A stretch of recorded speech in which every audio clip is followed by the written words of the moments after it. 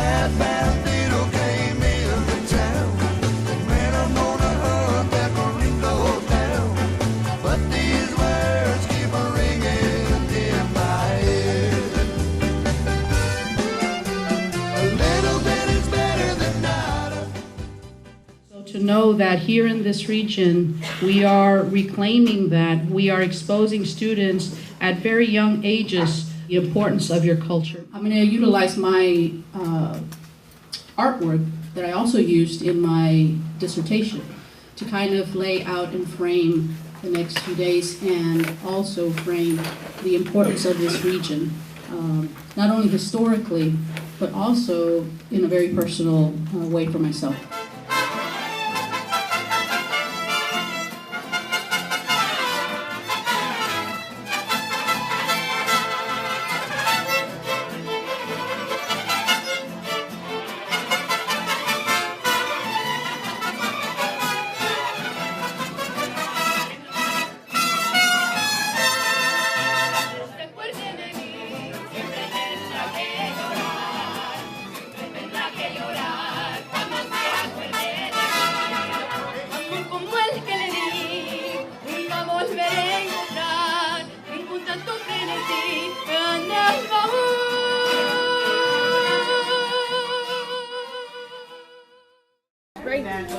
This one was kind of bottles. This one was cool. It's a little one.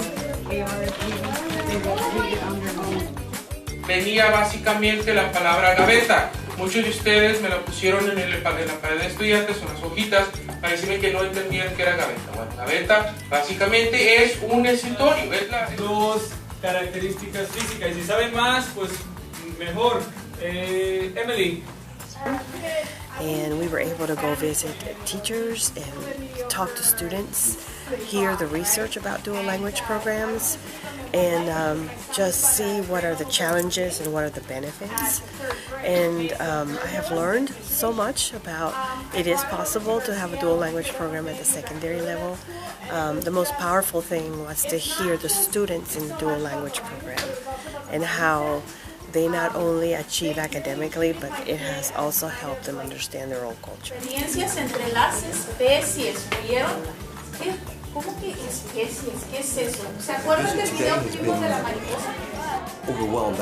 I'm seeing some stuff that I see the kids working cooperatively. I see them focus. I see the teachers engaging on them. The kids have learned. And I was asking the teacher how she got them to be so cooperative. And it's just a climate across the school that I'm seeing. And I want to learn more. I even told the teacher, hey, I want to work here with you. Really enjoyed seeing the kids and talking to them in Spanish and in English, and really impressed by the warmth and the sort of sense of community spirit. Chicago is ground zero for the privatization agenda of our schools and the destruction of public education, honestly, bilingual education, dual education, anything they can destroy for the public schools is what's happening in Chicago. I'm sure a lot of you guys in your cities are like, how the heck can they get away with this? Test scores, y'all. Test scores. Okay, so they're using these test scores to label our schools as failures, our students as failures, our experienced teachers as failures, so they can shut us down. How do we fight this in Chicago? we started an opt-out movement in our schools. And both our schools, we had 70% of our students opted out of the test. We really pushed this as a mass movement, united with parents, students, community, and teachers. And we let all of our parents know, because let's be real, the district's not going to tell you you can opt out of this test. They're frankly not going to tell you. You know, what I think about when I study traditional teaching and learning is that I think it reminds me that it's our families, right? It's our communities that are really the people responsible, and that's been stripped away from us, you know, like in many cultures, where we feel like we have no power or we have nothing to offer as parents to our kids, that only the teachers in the schools with degrees have something to teach. And share culture, holidays, maybe like different days.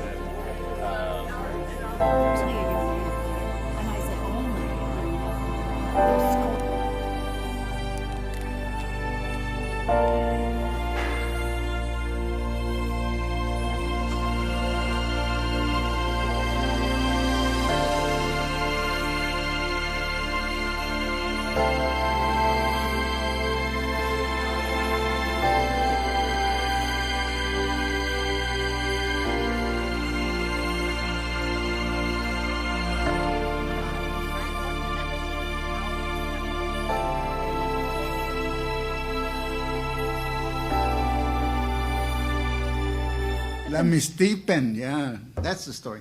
She had a standing rule, as did the school system. Any of you are caught speaking Spanish on the campus, you will be punished. You will be paddled. So, unfortunately for me, the water fountain was right below her office window. And we didn't have air conditioning at the time, so she had her window open. And she heard Spanish, and she looked out and says, Ramon, you know better than to be speaking in Spanish. Not I, miss, you know. And he says, come here, come up to the office. It was somebody else, but she took me in. Raise your pant legs, and I did. And she proceeded to, she had a little paddle and massaged my calves rather forcefully, I might add. In a little story I wrote when back in '78, referring to that episode, my comment was pinche vieja. Mi lenguaje como mi sangre tiene dos vidas, dividida entre dos fuerzas que me dominan. To speak English was proper, to speak Spanish was wrong. Y como uno no se entendía la otra, revelaban la división más formada entre las dos culturas. To be American was one thing, to be Mexican was another. Empurecidas a una y la otra se negaron. Las dos lenguas no eran de una boca sola. To be Mexican American was illogical, and to be American was correct. But little by little they found each other, llegando a entender que no podían pertenecer separadas. To pick a side was confusing, pero siendo una mezcla se sintió bien. Era allí cuando comenzaron to play their games, throwing words together, y así se oía bien. It felt easier to combinar sus palabras juntas y crear an entirely different phrase. Con el tiempo they lived felices y happy, la división borrada with being able to be together in el mismo place, without fear y sin temor de sus fuerzas unirse. Y from one misma mouth borraron el silencio las dos. Thank you. My family had come to US searching for the American dream, right? So there was an assumption that my family's desire was to assimilate, to learn English as quickly as possible, to climb up the economic ladder, and to abandon then our historical, our roots to Mexico and our culture. And part of that was really helping me as quickly as possible learn English. And what does it look like? You know, what are the communities that I can build through my story, once I know myself? I mean, this gentleman, David, he was very open. He was full disclosure. He's like, I'm a white man. I'm finally developing into the person I want to be. He was already like 50-something, 60 years old. Show me the suffering of the most miserable, so I will know my people's plight. So I will know my people's plight. Free me to pray for others. Free me to pray for others. For you are present in every person. For you are present in every person. Help me take responsibility for my own life. Help me take responsibility for my own life. So that I can be free at last. So that I can be free at last. Grant me courage to serve others. Grant me courage to serve others. For in service there is true life. For in service there is true life. Give me honesty and patience. Give me honesty and patience. So that the Spirit will be alive among us. So that the Spirit will be alive among us. Let the Spirit flourish and grow. Let the Spirit flourish and grow. So that we will never tire of the struggle. So that we will never be tired of the struggle. Let us remember those who have died for justice. Let us remember those who have died for justice. For they have given us life. For they have given us life. Help us love even those who hate us. Help us love even those who hate us. So we can change the world. So we can change the world. Amen. Amen.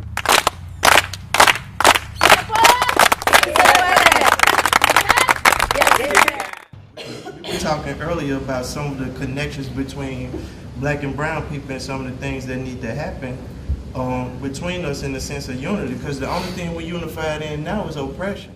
We are in the 21st century in a color that is a rainbow of all colors, races, ethnicities, and languages. Yet we continue to be ostracized from our history, our story, our identity, the most notorious form of oppression that inflicts in our own being. These are good conversations to have, and I think making racism relevant and not as taboo and scary to talk about is a starting point. And so it's good to have the conversations, but it's detrimental if we don't figure out what our work is. And our work is a lot. Spanish isn't even my native language. That's the Spanish that conquested our indigenous language. So Spanish, yo hablo español y inglés, pero those aren't even my languages. We have to go back and look at our ancestry to understand where we are now and to help us progress and continue to learn about ourselves. I think it's magnificent to capture our work in that way. And I think when you compare this video from other years' videos, two things jump out which capture some of the change. The faces are different, the diversity is different, and the language is different. So I don't know that we've ever had a North Dakota Study Group video that had so much Spanish in it, obviously. So it captures that we work here. So I think that's really pretty wonderful. De colores se vistan los campos en la primavera. De colores son los pajarillos que vienen de afuera. De colores es el arco iris que vemos lucir. Y por eso los grandes amores de muchos colores me gustan a mí. Y por eso los grandes amores de muchos colores me gustan a mí. Canta el gallo con el kirikiri. La gallina con el cara, cara, cara, cara. Los pollitos con el pío, pío, pío, pío, pío. Y por eso los grandes amores de muchos colores me gustan a mí.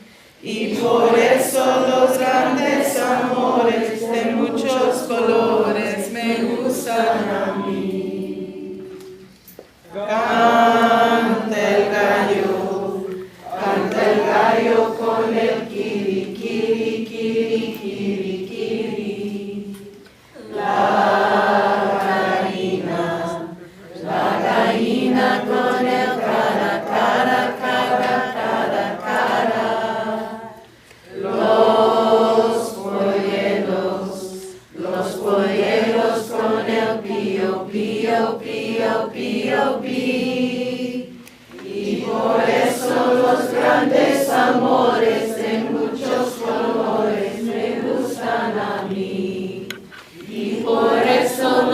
grandes amores de muchos colores.